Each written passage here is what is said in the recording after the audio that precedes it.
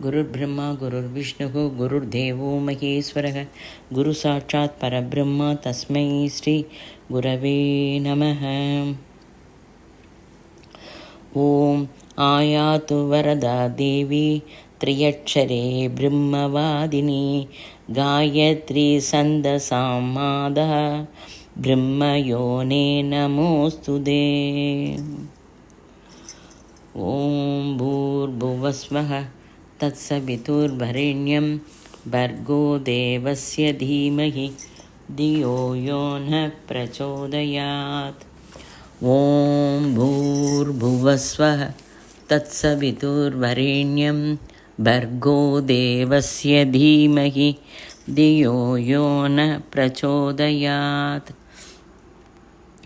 ॐ भूर्भुवस्वः तत्सवितुर्वरेण्यं भर्गो देवस्य धीमहि धियो यो नः प्रचोदयात्। निरंतर गुरु सान्निध्य साधना. குரு வந்து பிரம்மா விஷ்ணு சிவன் தேவதா ஸ்வரூபம். இவளோட ஸ்வரூபம் வந்து நம்ம வாழ்வில் நடக்கிற கஷ்டங்களுக்கெல்லாம் ஒரு ஆதாரமாக ஒரு மருந்தாக உபயோகப்படுறது. ஆத்தியாத்மிகமாகவும் நமக்கு எப்படி பயன்படுறது அப்படிங்கிறது தெரியும். இப்போ ரிஷிகளுக்கு விசேஷமான ஒரு சமூகம் வேணும், ஒரு குரூப் ஆஃப் பீப்புள் வேணும்னு நினைக்கிறான். எப்படிப்பட்ட குரூப்பு? நானக், குரு கோவிந்த சிங், கபீர்தாஸ், விஸ்வாமித்ரர், துளசிதாசர், வால்மீகி, வசிஷ்டர் போல. வால்மீகியை விட நம்மெல்லாம் நிறைய மடங்கு உயர்ந்த ஸ்திதியில் இருக்கும். மானசீகமாக, சாரீரமாக, கேரக்டராக நல்ல ஹையர் ஸ்டேஜில் தான் இருக்கும். வால்மீகி, துளசிதாசர் அந்த லெவலுக்கு போனா அப்படின்னா நாம் கூட அந்த ஸ்தாயி போவோம். விஸ்வாமித்ரர், வால்மீகி பெயரை சொன்ன உடனேயே நமக்குள்ள ஒரு ஒரு பதட்டம் வந்துடுறது. வால்மீகி போனார் இல்லையா, நாம் கூட போவோம். அந்த ஸ்தாய்க்கு கண்டிப்பாக நம்ம போவோம். வால்மீகி மாதிரி நம்ம வந்து இந்த வழிப்பறி, கொலை அதெல்லாம் பண்ணலை. துளசிதாசன் மாதிரி செத்த பாம்பை பிடிச்சிட்டு நதி தாண்டி இது விலைமாதர் வீட்டுக்கெல்லாம் போனார். அந்த வீக்னஸ்லாம் நமக்கு இல்லை. இந்த சாதனா சிபிரத்தில் உள்ள மாறுதலை நீ நன்னா ஸ்பஷ்டமாக புரிஞ்சுக்கோ. அந்த மாறுதலுக்கு நீ முயற்சி பண்ணு. நாம் அநேக ஜென்மம் எடுத்தோம். கணவன், மனைவி, குழந்தைகள், சம்பந்த பாந்தவியம் எல்லாம். அந்த இப்போ வந்து இருக்கிற மனைவி போன ஜென்மத்தில் நமக்கு சத்ருவாக இருந்திருக்கலாம். இல்லை அதுக்கு முந்தின ஜென்மத்தில் நாம் அவளுக்கு சத்ருவாக கூட இருந்திருக்கலாம். குழந்தைகள் கூட அப்படி தான். குழந்தைகளுக்கும் நமக்கும் உள்ள கர்ம பந்தம் அனுசரித்து தான் இந்த பந்தம் இருக்குது. அதாவது அந்த பந்தத்துக்கு ஏற்பதான் இந்த ஜென்மத்தில் உங்களுக்கு மனைவி, குழந்தைகள், ஹஸ்பண்ட் எல்லாமே கிடைச்சிருக்கா. அதுக்கு இம்மி அளவு அதிகமும் இருக்காது, குறைவாகவும் இருக்காது. இதை நன்னா மனசில் ஸ்பஷ்டமாக புரிஞ்சுக்கணும். நீ உனக்கு இருக்கிற பாத்தியதை, உனக்கு இருக்கிற ரெஸ்பான்சிபிள், உனக்கு இருக்கிற கடமையை நீ உதற வேண்டாம். பாத்தியதையை நீ தானாக உதற வேண்டிய அவசியம் இல்லை. அதாவது ஒருத்தட்ட 10,000 ரூபா கடன் வாங்கியிருக்கோம். அப்போ கொஞ்சம் கொஞ்சமாக முயற்சி பண்ணினா ஒரு நாளைக்கு 1 ரூபா அப்படின்னு கொடுத்தாக்க ரொம்ப நாள் கொடுக்கணும், கடன் திருப்பி தரணும். சரி, கொஞ்சம் முயற்சி பண்ணி ஒரே ஒரு டயத்தில் ஒரு 10,000 ருபீஸையும் உடனே கொடுத்துட்டா கடன் தீர்ந்து போயிடும். இதை ஒத்துக்கிறியா? ஆத்தியாத்மிகத்தில் உள்ள நாம் நம்ம குடும்பத்திற்கு எது தரணுமோ அதை தந்தே ஆகணும். மறுபடியும் இந்த சென்டென்ஸை கவனி. நாம் அவளுக்கு என்ன கொடுக்கணும்னு இருக்கோ அதை கொடுத்து தான் ஆகணும். அவள் எனக்கு என்ன கொடுக்கணும் அப்படின்னு கேள்வி கேட்காத. உனக்கு இஷ்டம் இருந்தாலும் இல்லைன்னாலும் அவளுக்கு தர வேண்டியதை நீ தந்து தான் ஆகணும். எனக்கு அவசரம் இல்லை, அருகதை இல்லை அப்படின்னாலும், என்ன கஷ்டப்பட்டாலும் உனக்கு அவசரம் இல்லை, எனக்கு எலிஜிபிலிட்டி இல்லை அப்படின்னாலும், உனக்கு என்ன வரணுமோ எது வரணுமோ அது வரும், எது வர வேண்டாமோ அது வராது. பிரகிருத்தியிலேருந்து உனக்கு என்ன வரணும் அது கண்டிப்பாக வந்துடும். பிரகிருதி எப்போதும் பேலன்ஸாக தான் இருக்கும், அது மோசம் பண்ணாது.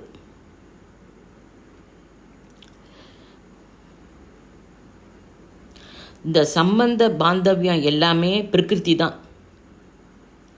குரு சிஷ்யா கூட பிரகிருதி தான். குரு சிஷ்யனுக்கு கொடுக்கல் வாங்கல் இருந்தால் அது பிஸ்னஸ், அது மாதிரி தான் இருக்கும். நீ பிரகிருத்தியை மோசம் பண்ணாத. நீ பூர்வ ஜென்மத்தில் என்ன குருவுக்கு கொடுத்தோமோ அதுக்கு ஏற்பதான் பிரதிபலன் இந்த ஜென்மத்தில் உனக்கு தருவார். குரு பிரதிபலன் எப்போதுமே சிஷ்யன் தந்ததை விட கோடான கோடி பங்கு அதிகமாகவே இருக்கும். இது இயற்கை. சுதாமன் கொண்டு வந்த அவல் இருக்கே, அதுக்கு பிரதிபலனாக கிருஷ்ணர் தந்ததுக்கு அளவு மதிப்பிட முடியாது.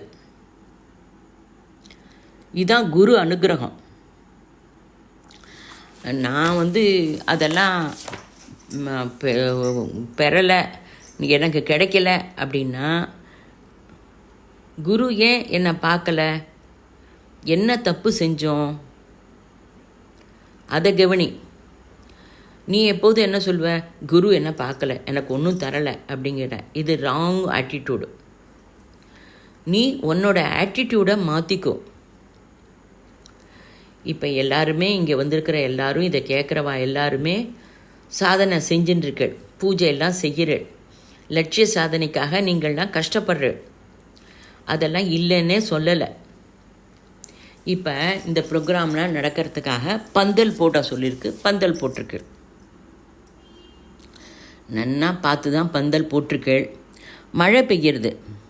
மழை பெஞ்சும்போது அங்கங்கே ஜலம் ட்ராப்பாக அந்த பந்தல் வழியாக உள்ளே வருது. இப்போ என்ன செய்யலாம்? கஷ்டப்பட்டோம், நீ நிறைய மனுஷாலை கூப்பிட்டு பந்தல் போட்ட, எல்லாம் ரைட்டு, யூ ட்ரை. பலன் கிடைக்கல அப்படின்னா எங்கேயோ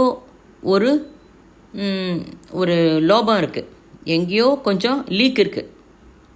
ரொம்ப ஜாக்கிரதையாக கவனி. நீ நிறைய மனுஷாலை கூப்பிட்டுன்னு பந்தல் போட்ட, ஓகே. ஆனால் பந்தல் போட்டும் ஜலம் வருது, உள்ளுக்குள்ளே வருது, உட்காந்துருவா மேலே படுறது அப்படின்னா எங்கேயோ கொஞ்சம் தப்பு நடந்திருக்கலாம், ஒரு கேர்லெஸ்னஸ் இருக்கலாம். ரொம்ப ஜாக்கிரதையாக கவனி.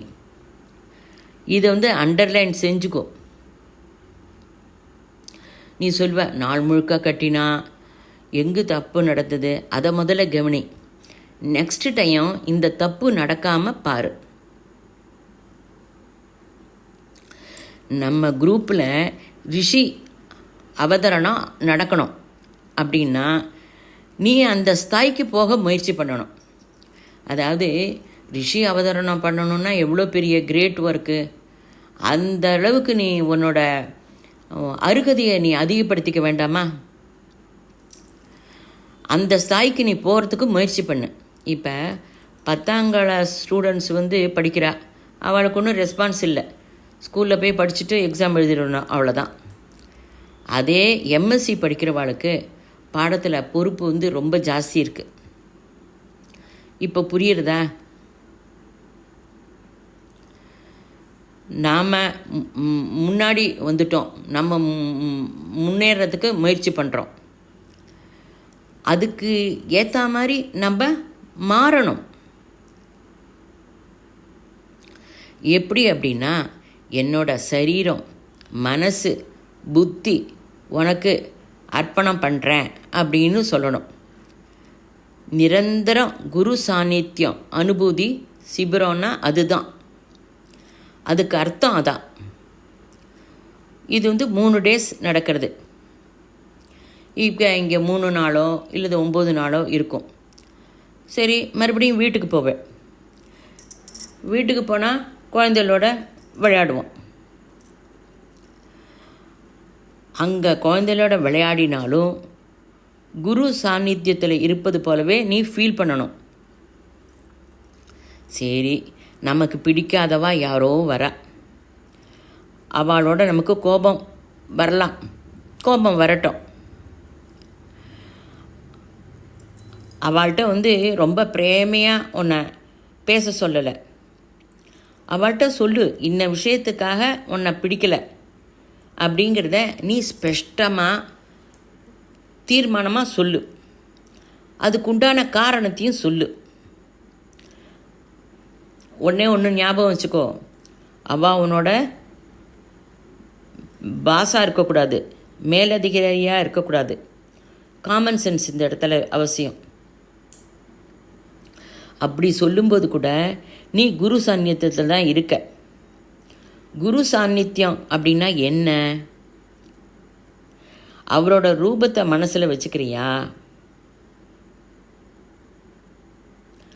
இப்போ எங்கள் இந்த காலேஜ் பெரிய காலேஜில் பிரின்ஸிபால் இருக்க.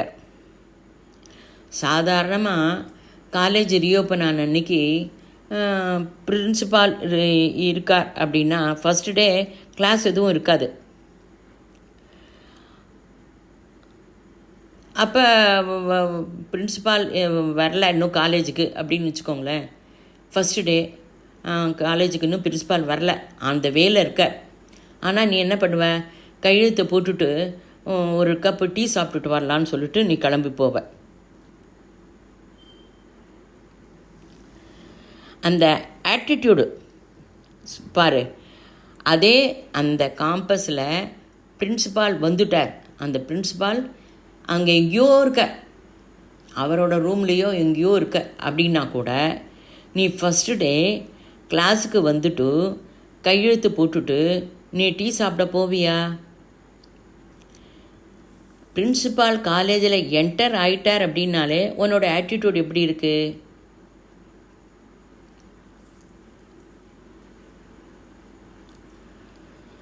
இப்போ உன்னோட பிஹேவியரை நீ நோட் பண்ணு. அவர் வெளியில் இருக்கார், இன்னும் வரல அப்படின்னாக்க நீ கையெழுத்து போட்டுட்டு டீ சாப்பிட போவ. அதே பிரின்ஸிபால் எங்கேயோ வந்துட்டார், அந்த காலேஜ் காம்பஸில் எங்கேயோ இருக்கார் அப்படின்னா நீ கண்டிப்பாக போக மாட்ட. இப்போ புரியுறதா உன்னோட ஆட்டிடியூட் ரெண்டுத்துக்கும் வித்தியாசம்?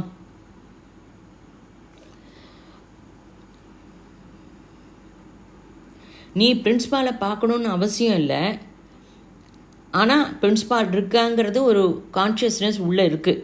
அப்போ நீ மாறிடுவ. குரு உனக்கு பார்க்கணுங்கிற அவசியம் இல்லை. ப்ரிமிசிஸில் பிரின்ஸிபால் இருந்தால் எப்படி இருப்ப? அப்படி மாறிடும். உன்னோட பிஹேவியர் எப்படி மாறுறது?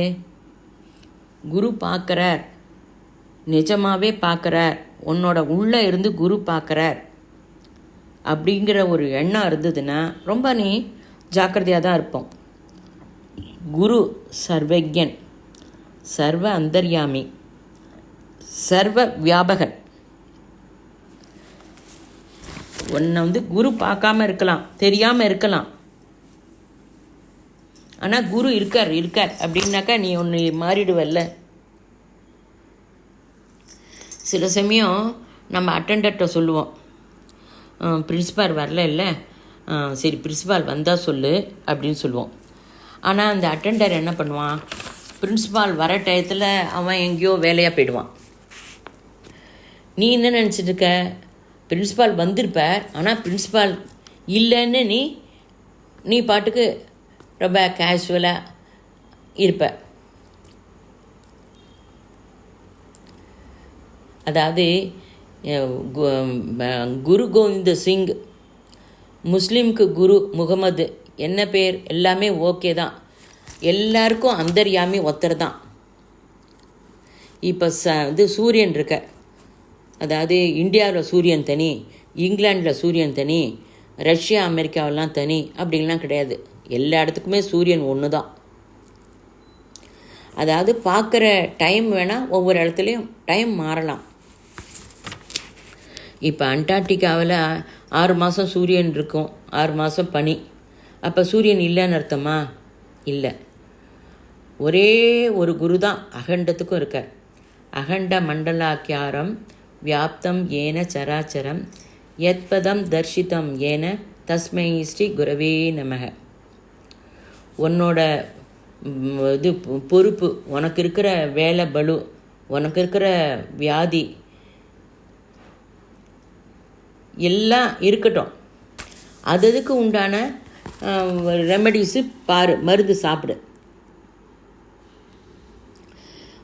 சகஜமாக உன்னோட உள்ளே இருக்கிற குருவை பாரு, நேச்சுரல். கச்சிதமாக உனக்கு குருவை தவிர வேறு யாரும் கிடையாது. உன்னுள்ளே இருக்கிற குரு தான் நிரந்தரம்.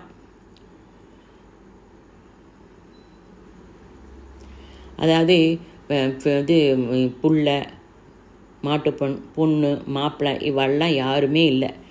பௌதீக சரீரமானவா இந்த அட்டாச்மெண்ட்டே கிடையாது. வெளியில் பௌதிகமாக ஃபிசிக்கலாக இருக்கிற குரு உனக்கு குரு கிடையாது. உனக்கு உள்ள சர்வ அந்தர்யாமியா சர்வஜன் ஒருவரே குரு. அந்த பாவனையை நீ அனுபவி. அந்த ஆகாசத்தில் இருக்கிற அந்த குரு தான் நம்மளோட இருக்கார். இதுதான் முகமது சொல்கிறா, நீ அவருக்கு சமர்ப்பணம் பண்ணு.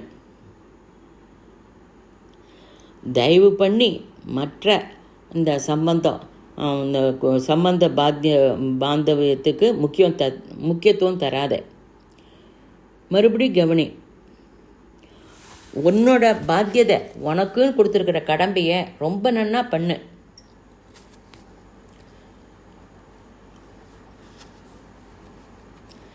அதாவது ஒருத்தர் ஸ்கூலில் பிரின்ஸிபால், காலேஜில் பிரின்ஸிபால் இருக்கார் அப்படின்னா நம்ம எவ்வளோ கவனமாக ஒவ்வொரு வேலையும் பண்ணுவோம். அதே மாதிரி தான் உன்னோட கடமையை செய்யும்போதும் உனக்கு அந்த ஃபீலிங் இருக்கணும். பாவனை முக்கியம். இதை பூர்வ காலத்தில் அந்த ரிஷிகள்லாம் யார்கிட்டையும் போல, யாரையுமே நம்பலை, யாரேன்னு எதுன்னு கொடுத்தாலும் வாங்கிக்கலை. சில பேர் மை ஃபாதர் இன் ஹெவன் அப்படிங்கிறா. உன்னுள்ள இருக்கிற குருக்கு இன்னிலேருந்து சமர்ப்பணம் பண்ணிடும். பாக்கி இதற்கெல்லாம் ரொம்ப முக்கியத்துவம் தராத. உனக்கு உள்ளே இருக்கிற அந்த கடவுள் கவனிக்கிறார். நாம் இப்போ ஜீவிக்கிறோம்.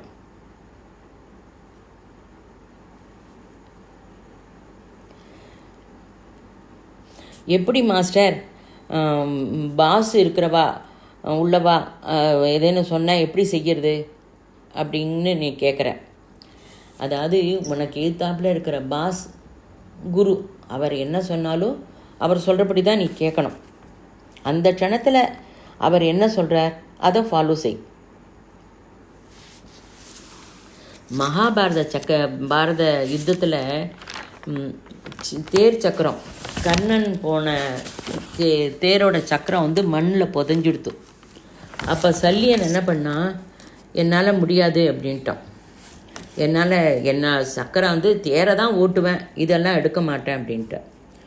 உடனே அப்போ இவர் சொல்கிறார் கர்ணன், ஐயோ என்னோட சக்கரம் மாட்டின்றது, அன்றைக்கி அந்தணன் கொடுத்த சாபம் பலிச்சுடுத்தே, இது கொஞ்சம் தூக்கு அப்படிங்கிறான். நான் மாட்டேன் அப்படின்ட்டு போயிடுறார் சாரதி சல்லியன். அப்போ இவர் கர்ணன் சொல்கிறார், எனக்கு வந்து யாருமே இல்லை, இது கெட்டவா சகவாசத்தினால தெய்வ கருணையும் இல்லை என்கிட்ட அப்படின்னு சொல்லிட்டு ஆயுதத்தை ஒரு பக்கத்தை போட்டுட்டு எடுக்கிறதுக்கு ட்ரை பண்ணுறார். அப்போ வந்து கிருஷ்ணர் அர்ஜுனனுக்கு சொல்கிறார், போடு அம்ப அப்படிங்கிறார். அப்போ அம்பு போடுறான். அப்போ கர்ணன் கேட்குறார் ஸ்ரீகிருஷ்ணர்கிட்ட,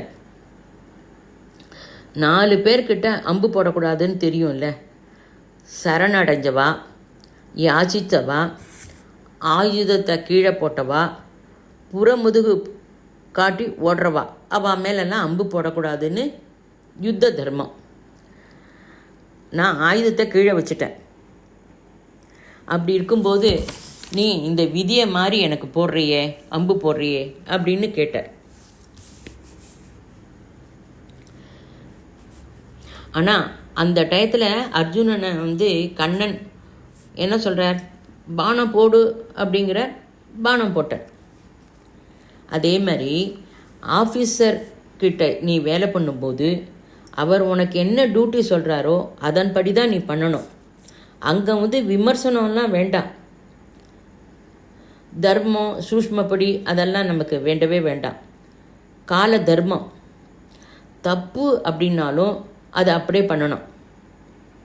கால தர்மத்தை ஒன்றும் பண்ண முடியாது.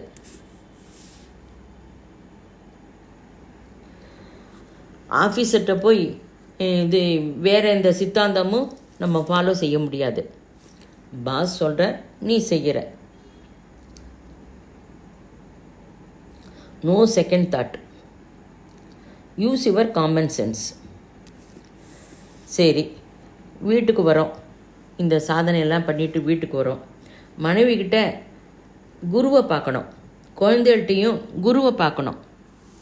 நிரந்தரமாக 24 மணி நேரமும் அந்த அனுபூதி வேணும். குழந்தை கூட குரு தான்.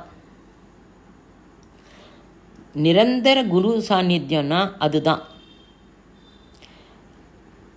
பிரேம தத்துவம் இருக்கணும். எந்தெந்த ரோலில் நீ எப்படி இருக்கணுமோ அந்தந்த ரோலில் அப்படியே தான் நீ இருக்கணும். அந்த ரோலில் இதை விட பெஸ்ட்டாக நீ பண்ண முடியாதுங்கிற மாதிரி அவ்வளோ பெஸ்ட்டாக நீ பண்ணணும். இப்போ வந்து ஒய்ஃபு சினிமா கூப்பிட்றா, போகணும். அப்புறம் வந்து இவா இப்படி அவா இப்படி அப்படின்லாம் நம்ம கிரிட்டிசைஸ் பண்ணக்கூடாது, சொல்லக்கூடாது. ஏன்னா எக்ஸாம் எல்லாருமே நன்னா எழுதிட்டா நிறைய மார்க் வந்துடும், காம்படிஷன் இருக்கும். அவள் நன்னா எழுதலைன்னா நமக்கு ரொம்ப சௌரியம். ஏன்னா மார்க் நமக்கு தான் நிறைய கிடைக்கும். நீ தான் யூனிவர்சிட்டி ஃபர்ஸ்ட் வருவ. சில சமயம் அவள் எக்ஸாமை எழுதாமல் இருக்கிறது தான் நல்லது. எல்லாருமே நல்லவாழிட்டா நமக்கு போட்டி வந்துடும்.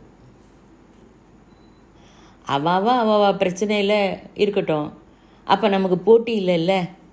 நம்ம ஹாயாக எக்ஸாம் எழுதலாம், நம்மளோட சாதனையை நம்ம என்ன பண்ணலாம், நாம் முன்னாடி போயிடுவோம்.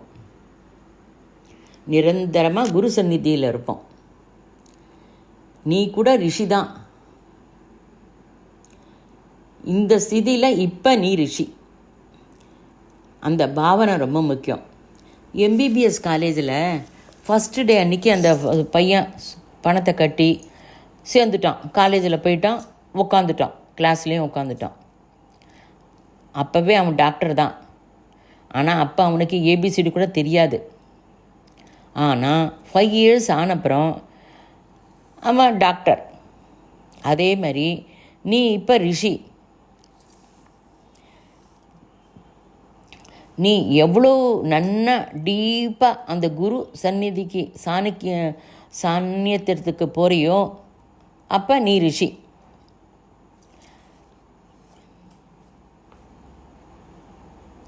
சரி, இவ்வளோ சொல்கிறேனே, மௌனமாக இரு அப்படிங்கிற. மௌனமாக இருங்கிறதுக்காக காலியாக உட்காரக்கூடாது. அந்த மௌனத்தை சக்தியாக உபயோகிச்சுக்கோ. அதாவது பிரின்சிபல் இருந்தால் நம்மளுடைய பிஹேவியர் எப்படி மாறுறது?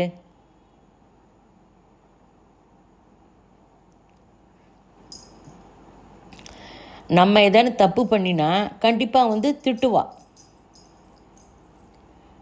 Silence is power.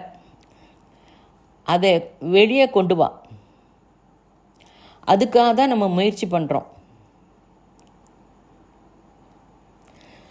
அதாவது சுவாத்தியாயம் வச்சுருக்கிற நேரத்தில் இதை நன்னா உபயோகிச்சுக்கோ. உங்ககிட்ட உள்ளே இருக்கிற குருவை வெளியில் கொண்டு வா. நீ எதுவுமே செய்ய வேண்டாம். உள்ளே இருக்கிற குருவை வான்னு சொன்னாலே வந்துடுவார் அவர். பிரகலாதன் என்ன பண்ணார்? சம்பத்தில் இருக்கிற பகவானை கூப்பிட்டாக்கா வந்தார் இல்லையா? அதே மாதிரி தான் நீ இந்த சாதனையை 5 ஸ்டார் ஹோட்டலில் உட்காந்தாலும் பண்ணலாம், ஒரு மரத்துக்கு கீழே உட்காந்தாலும் பண்ண முடியும். இந்த சாதனை தான் நிரந்தரம். நம்ம ஹிருதயத்தில் இருக்கிற குருவை வெளியே கூப்பிடு. அவருக்கு உன்னோட சரீரத்தை கொடுத்துடு. உன் சரீரத்தை கொடுத்துட்டு என்ன செய்வேன்? இதை மாதிரி கொடுத்துட்டோமே, வெளியில் இருக்கிற பிரபஞ்சம் ஏதாவது மாறிடுமா? ஒன்றும் மாறாது. எது எது எப்படி இருக்குமோ அப்படியே தான் இருக்கும். இப்போ எம்பிபிஎஸ் டாக்டர் ஆனப்புறம் அவன் வீட்டுக்கு வந்தால் அவனோட சாப்பிட்றதுல ஏதேன்னு மாறுதல் இருக்குமா? அவன் அம்மாக்கிட்டேயும் அப்பாக்கிட்டேயும் இருக்கிற அந்த பந்தத்தில் ஏதாவது மாறுதல் இருக்குமா? ஒன்றும் மாறாது. ஞானம் வந்திருக்கு. அதாவது அது தான் மாறுதல் வந்துடுத்து அப்படின்னாலே உனக்கு அகங்காரம் வந்துடுத்துன்னு அர்த்தம். அது வெளியிலேயே தெரியக்கூடாது. அது சரி, நல்ல விதமாக மாறினா ஓகே.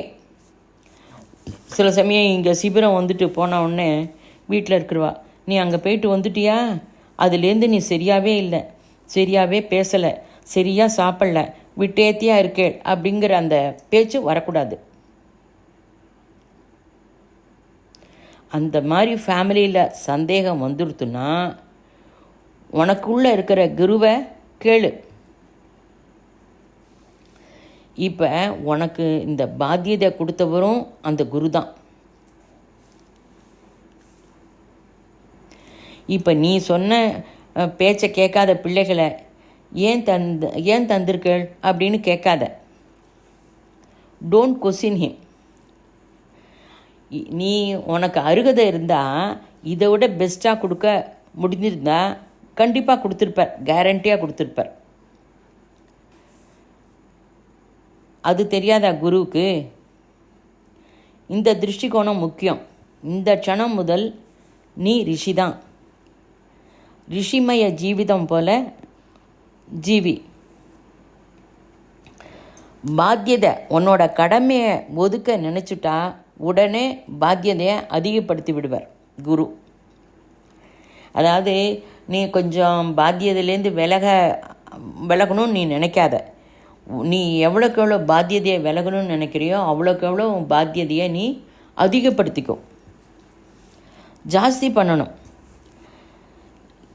என்னோடதே லைஃபே உதாரணம்.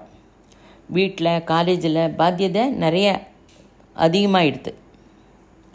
வேண்டான்னு ஒதுக்கினா ஓகே, அதை பலவந்தமாக யாரும் திணிக்க மாட்டா.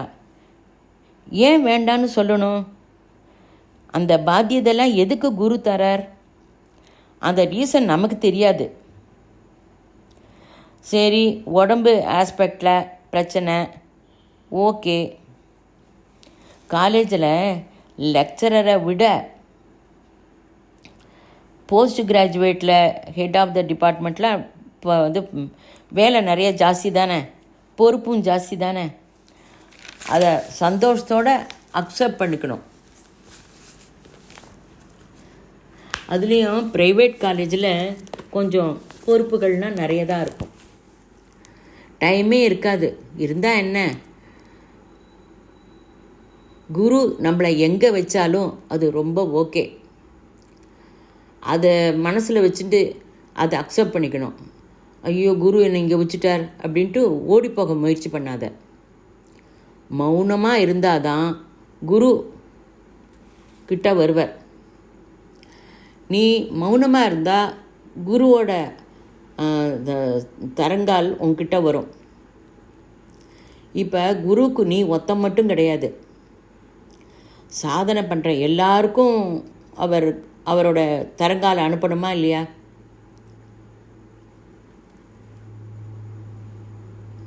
நீ பாட்டு ஃபிசிக்கலாக பேசிகிட்டே இருந்தால் எப்படி அந்த தரங்கால் அனுப்ப முடியும்? சரி, உடனே நீ கேட்ப, மாஸ்டர் நீங்கள் காலேஜில் பேசலையா அப்படின்னு.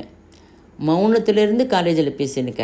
காலேஜில் லெக்சர் எடுக்கும்போது என்னோடய டியூட்டியை பண்ணணும். நீ மௌனத்தில் தான் ஸ்வீகரிக்கணும். உள்ளே இருக்கிற குரு வெளியில் வருவார். இப்போ பூமியில் விதை போட்டோம். அந்த விதை நன்னா அந்த டைம் வந்துடுத்துன்னா அந்த ஃபோர்ஸில் வெளியில் வரணும்.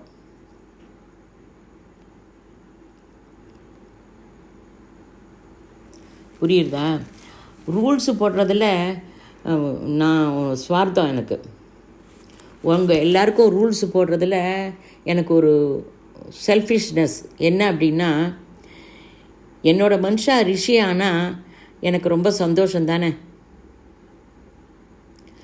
அதனால் உன்னோட மானசீக ஸ்திதி உன்னோட முன்னேற்ற பாதையில் போகணும்.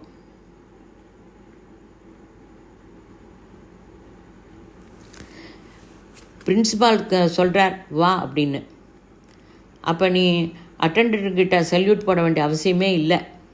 அதாவது அட்டெண்டர் நின்னால் உனக்கு தெரிஞ்சவாடாக இருந்தால் ஒரு புன்னகை பண்ணிவிட்டு உள்ளே போகலாம்.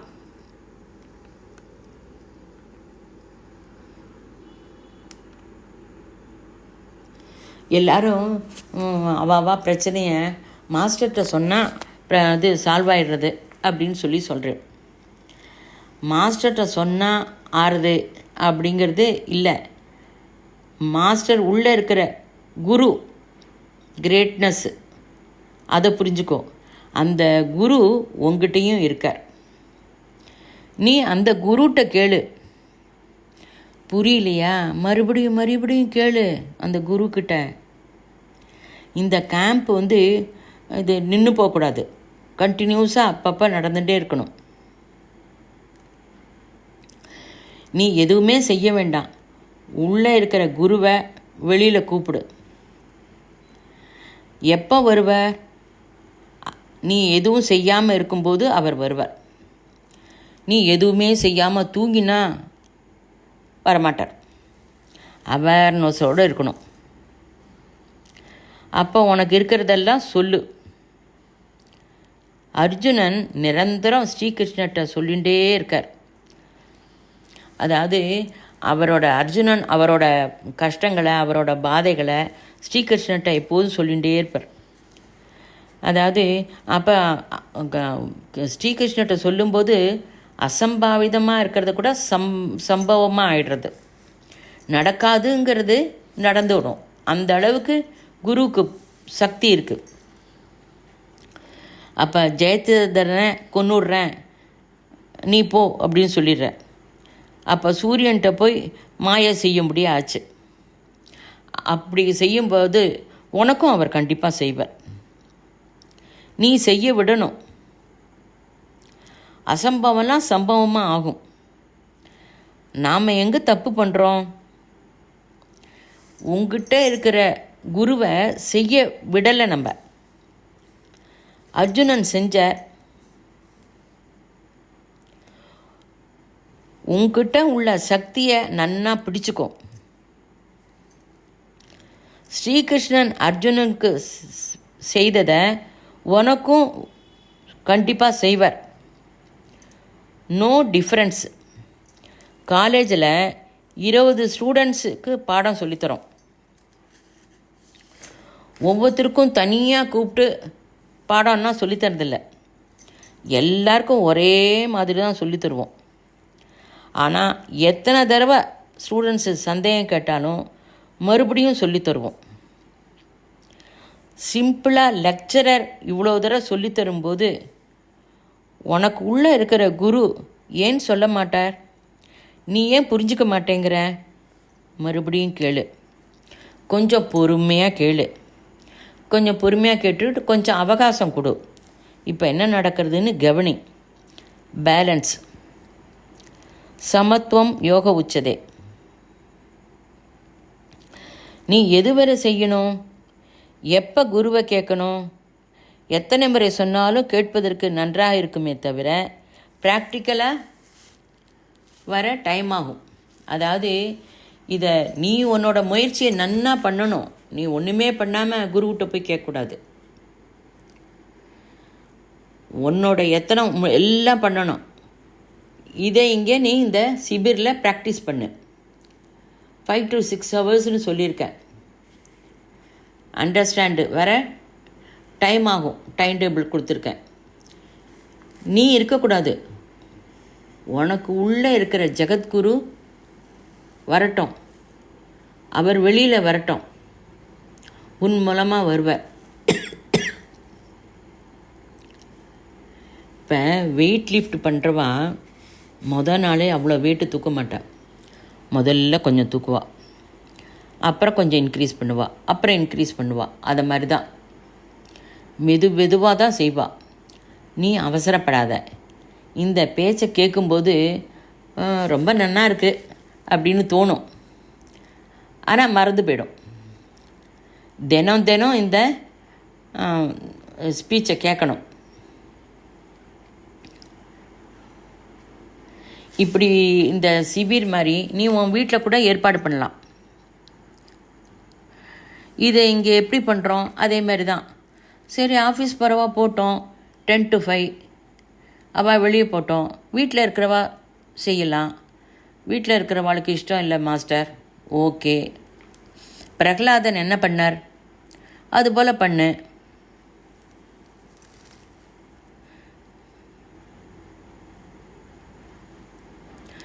இவ்வளோ பண்ணிவிட்டு உங்ககிட்ட இருக்கிற உள்ளே இருக்கிற குருவை கவனிக்காமல் உன் வீட்டில் இருக்கிறவளுக்கு பாத்தியதையை செய்யலை அப்படின்னா நீ செஞ்ச சாதனை எல்லாமே வேர்த்தம், வேஸ்ட்.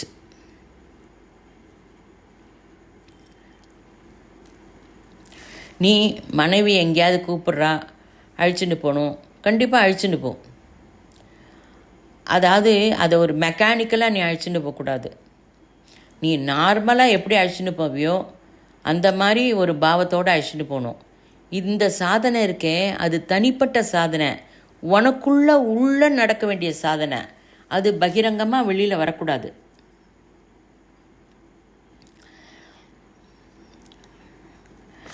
இது பரஸ்பரம் பாவ எந்தக அப்படிங்கிறா. உனக்குள்ளே பேசிக்கோ, சங்கோஜப்படாமல் உனக்கு இருக்கிற டவுட்டை நீ கேட்டுக்கோ. இவ்வளோ சொல்கிற நான் எனக்கு உடம்பு நன்னா இருந்தால் கண்டிப்பாக உங்கள் எல்லார்கிட்டேயும் நான் பேசுவேன். கேம்ப்பு எதுக்கு வச்சுருக்கோம்? இப்போ இங்கே சொல்கிற விஷயத்த 10 பேருக்கு நீ சொல்லணும். இந்த சாதனையோட தீவிரம் 24 ஹவர்ஸும் உனக்கு இருக்கணும். இப்போ நம்ம கடைசி 1.5 இயர்ஸில் வந்துட்டோம். இப்போ நம்ம மிஸ் பண்ணிட்டா 24 கோடி வருஷத்துக்கு அப்புறம் வருமா இந்த சான்ஸு தெரியாது. அதாவது IAS எக்ஸாம் எழுதணும், இந்த வருஷம் இப்போ எழுதணும். இந்த வருஷம் விட்டால் மறுபடியும் இந்த வருஷம் வருமா? வரவே வராது. இதை நன்னா உபயோகப்படுத்திக்கோ, திருப்பி திருப்பி நினைவுபடுத்திக்கோ.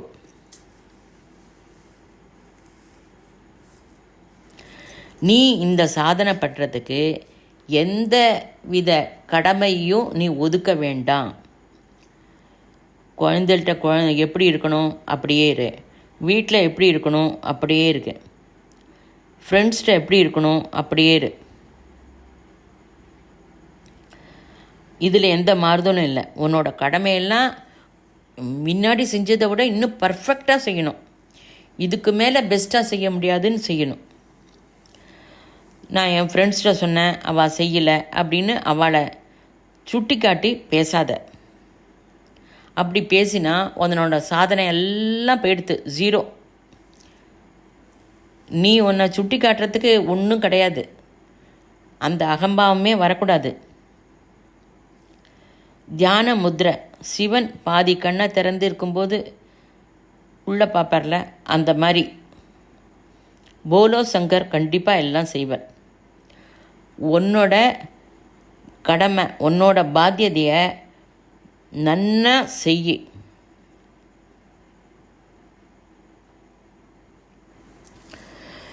குரு சரித்திரத்தை எது பண்ணாலும் எதை செஞ்சாலும் இன்னும் குரு சந்நிதியில் இருக்க, அதை மட்டும் நன்னா கெட்டியாக பிடிச்சிக்கோ. அதை மனசு அங்கங்கே போனாலும் மறுபடியும் அதை கொண்டு வந்து அதை நன்னா ப்ராக்டிஸ் பண்ணு. எந்த வேலை செஞ்சாலும் குரு, உனக்குள்ளே இருக்கிற குரு உன்னை பார்த்துட்டே இருக்கார் அப்படிங்கிற மாதிரி செய். குருவை மறந்து போகாத. குரு உங்கள்கிட்ட பேசுவார். ஒருத்தர் உன்னை பார்க்குறார் அப்படின்னா நீ எந்த வேலையுமே ரொம்ப பர்ஃபெக்டாக, ரொம்ப டெடிக்கேட்டடாக நன்னா பண்ணுவ. ஸ்வஸ்தி.